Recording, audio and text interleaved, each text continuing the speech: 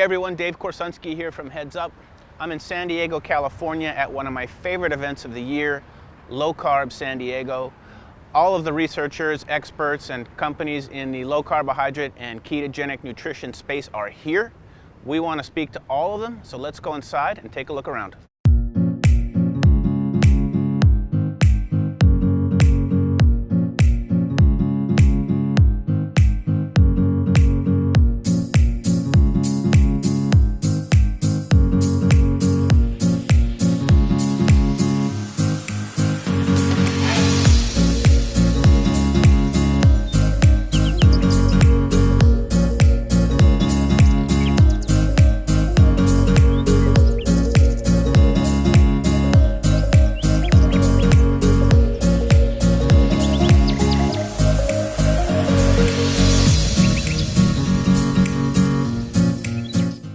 Steve, always a pleasure, my friend.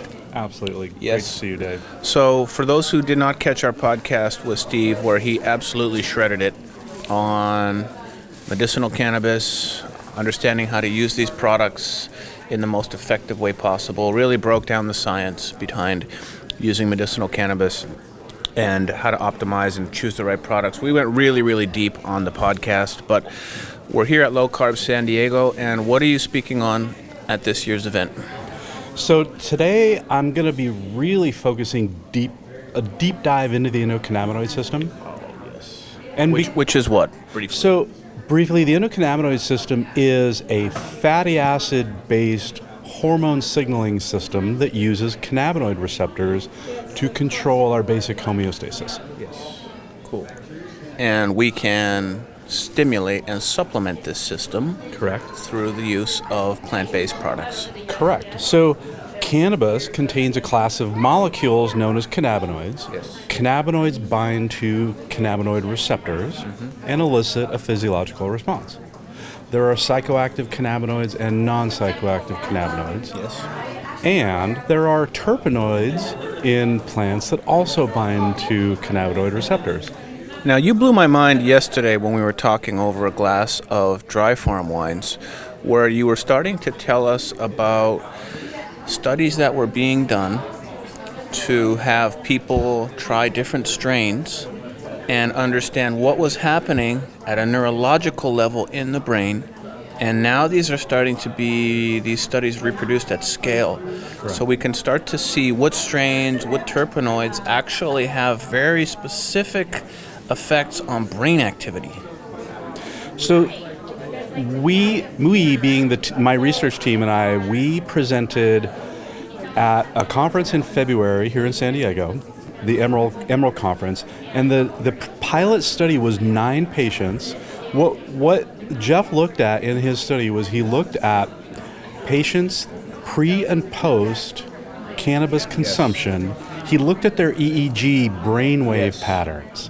And so what he does is he hooks people up to a EEG brainwave machine, and he can analyze the different brainwaves that are going on. Yeah, you're in a relaxed state, you're in an anxious state, Yep. You're in these are electrical frequencies that the brain emits. So he's doing a before cannabis, after cannabis, Correct. and with very specific strains to look at what's Correct. happening. Am I understanding that right? Yep. In his small pilot study, he looked at nine patients, and he did pre and post cannabis consumption EEG measurements, and he observed that there was strain-specific changes to the EEG patterns. So, for instance, a diesel strain caused a different EEG pattern change than a high. So, a diesel strain is typically a higher indica, so it's more sedative. Yep. And then there's the high sativa strains tend to have more of an uplifting effect.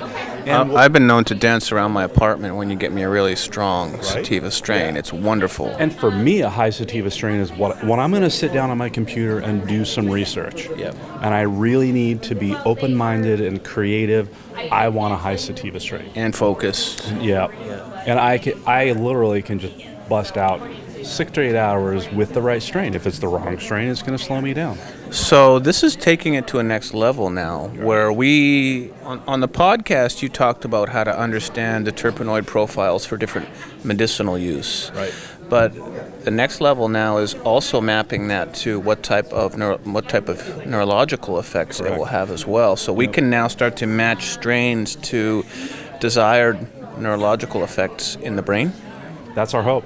And what we want to do is we want to be able to recruit upwards towards 10,000 or more patients.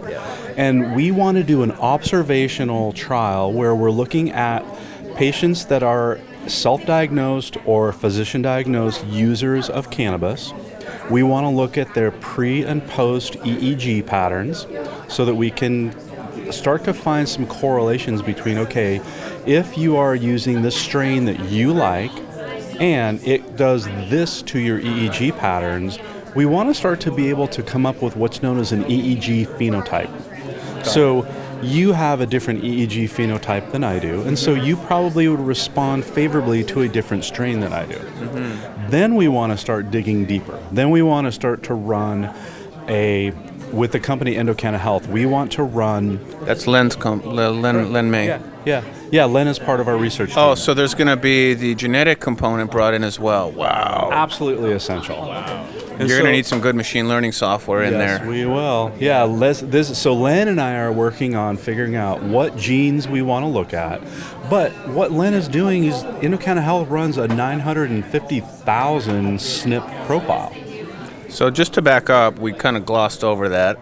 Len May, there's a company, Endocanna Health. Yep.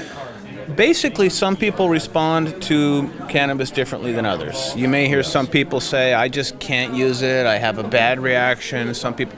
So there's a genetic component to that. So when Steve and I are talking about Len and Endocanna Health, what he's doing is bringing in your own personal genetic profile. Correct. In addition to the EEG, and that is just going to be incredible. Yep. And then we want to follow that up. So initially we're doing a observational trial. So we're not looking at indications or diagnosis. We're just looking at response to EEG patterns. Cool. Wow. So what stage are you guys at with this work? So we have a pilot study that we're using the pilot study to do a full-blown study design. We're working on an abstract right now, and we're looking for funding. We have a website from a project known as the Dosing Project. The Dosing Project looked at doses of THC and other cannabinoids and the terpenoids, and how people responded, plus or minus. It wasn't a real in-depth look.